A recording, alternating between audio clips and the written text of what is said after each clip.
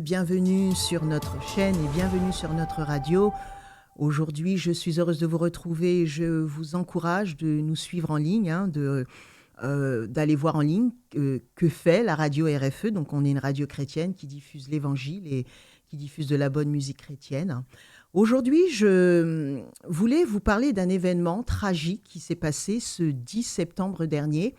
Je parle malheureusement de l'assassinat de Charlie Kirk. Alors, lorsque j'évoque ce nom, est-ce que ça vous parle ou pas? Je ne sais pas. Ce drame qui touche la sphère religieuse, politique et la sphère mondiale, visiblement, s'est produit donc, sur le territoire américain, donc dans l'État de l'Utah, où ce jeune homme avait un débat, une réunion dans une université avec de nombreux jeunes. Alors, qui était Charlie Kirk? Ce jeune homme avait 31 ans, il était père de famille, il avait 2 enfants.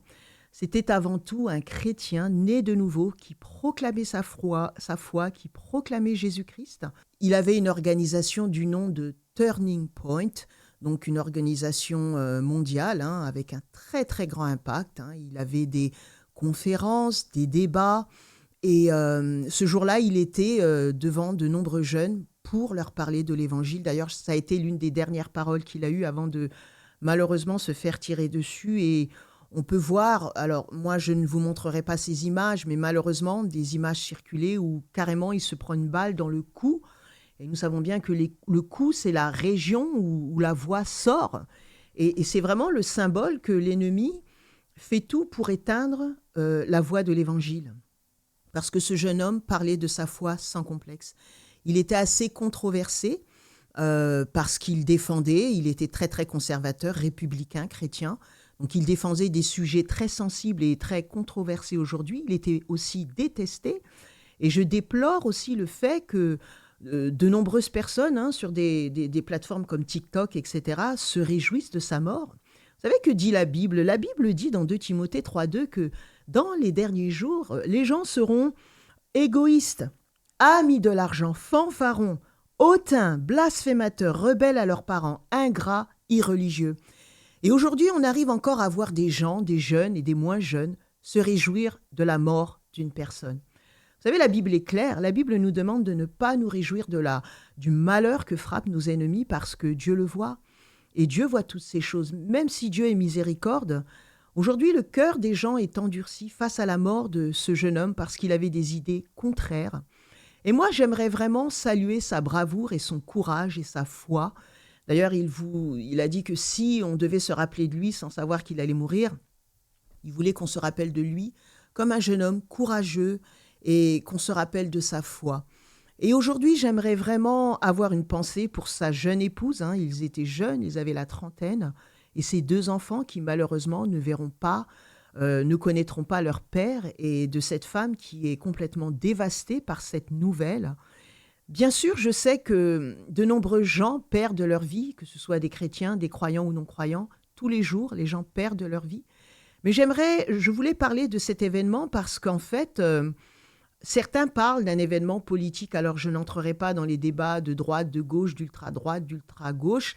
C'était un républicain qui... les médias français le décrivent comme étant un Trumpiste, un chouchou de Trump, mais je ne pense pas que ce soit le trait le plus important qu'il nous faille faire ressortir. Je pense moi, ce que j'ai envie de faire ressortir aujourd'hui, c'est sa foi. C'est cette forme de persécution qui, jusqu'à aujourd'hui, a toujours été dans des pays beaucoup manifestés en Asie, dans les pays d'Afrique, dans des pays Orient, l'Arabie Saoudite et d'autres pays où de nombreux chrétiens sont persécutés. On voit en Algérie, les églises ont été fermées. Regardez sur les réseaux sociaux, sur YouTube, de nombreuses vidéos où les églises sont détruites. Et vous savez que le christianisme est la religion la plus persécutée au monde. Et moi, je vois cet acte plus qu'un acte politique, parce qu'il était républicain et nous connaissons tous la guerre de la gauche et de la droite, républicains et démocrates. Je vois ça comme un geste de persécution envers les chrétiens. Parce que ce jeune homme était chrétien et il confessait sa foi avec force et il entraînait beaucoup de jeunes à confesser leurs péchés, à faire la différence entre ce qui est noir, entre ce qui est blanc, à faire leur différence entre le péché et entre la justice. il parlait de sa foi, il parlait des principes de la Bible, il parlait de sujets virulents comme l'homosexualité, le transgenre, le wokisme, Israël.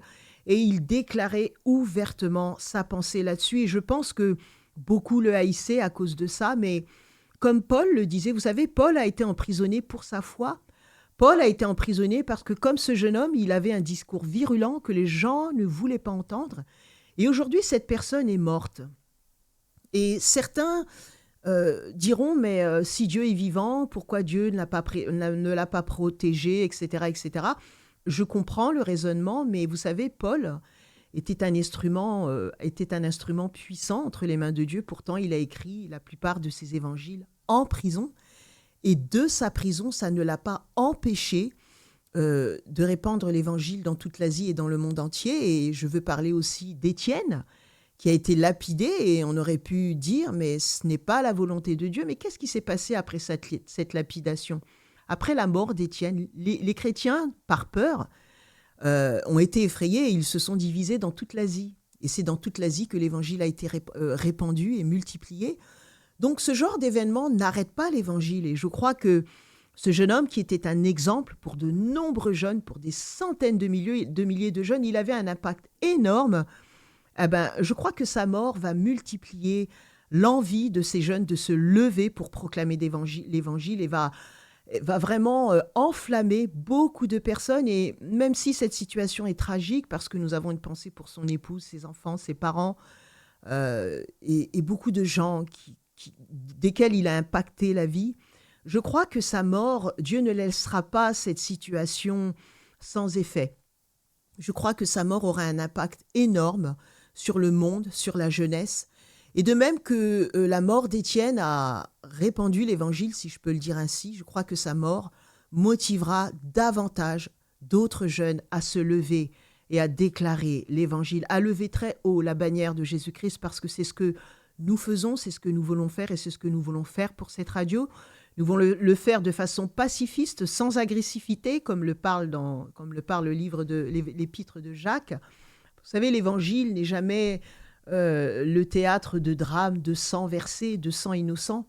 La religion chrétienne, les chrétiens ne sont pas des gens agressifs qui promettent la mort si on s'en prenne à leur Dieu, parce que Dieu, à la fin, jugera tout le monde et nous aurons tous des comptes à rendre à Dieu, que ce soit les assassins, que ce soit les justes et les non-justes, les croyants, les non-croyants. Je crois que la Bible dit que tout genou fléchira et toute langue confessera que Jésus-Christ est Seigneur. Et j'aimerais conclure et terminer ce petit flash chrétien, si on veut l'appeler ainsi, avec Philippiens, donc l'épître aux Philippiens, dans le chapitre 1, verset 13. Qu'est-ce qu'il est dit ? « En effet, dans tout le prétoire et partout ailleurs, nul n'ignore que c'est pour Christ que je suis dans les liens. La plupart des frères dans le Seigneur, encouragés par mes liens, ont plus d'assurance pour annoncer l'évangile sans crainte. » Pour annoncer cette parole sans crainte. Voyez, Paul était en train d'expliquer que dans ce chapitre, quand vous lisez le chapitre en entier, que ces chaînes n'ont pas arrêté l'évangile. La mort d'Étienne n'a pas arrêté l'évangile, bien au contraire. Et je pense que même si le diable se réjouit de cette situation parce qu'il pense avoir manqué un point, vous savez, Dieu n'est pas le grand perdant. Dieu n'a jamais été perdant et il ne le sera jamais. Cette situation, Paul disait, ces liens va contribuer à la propagation de la parole de Dieu, va contribuer à ce que les gens prêchent davantage l'évangile. Et je pense que cette situation dramatique va contribuer à ce que d'autres jeunes aient envie de passer les flambeaux pour l'évangile. Parce que je crois que s'il y a un moment où nous devons parler de notre foi et nous lever pour l'évangile, c'est aujourd'hui et c'est ce que nous voulons faire sur la radio RFE. Donc j'aimerais vous laisser avec cette pensée. Je vous encourage aussi à aller voir qui était ce jeune homme et ce qu'il faisait. Il n'était pas question de lui, mais il était question de l'évangile de Jésus-Christ, du salut des jeunes, de la propagation. Il était très conservateur, il partageait des idées radicales. Jésus n'a pas eu peur d'offenser les gens. Il a été crucifié à cause de la virulence de sa foi et aussi de son amour. Il a été crucifié parce qu'il s'opposait à la loi et parce qu'il aimait les gens que la loi disait qu'on ne pouvait pas aimer. Jésus a été crucifié pour des raisons religieuses, pour des raisons politiques, mais il a été surtout crucifié parce qu'il a décidé de donner sa vie au monde entier. Donc j'aimerais vous laisser sur cette parole que Jésus est Seigneur et que la mort de ce jeune est considérée comme un martyr, en tout cas aux yeux du christianisme. Je vous dis à très bientôt. Au revoir.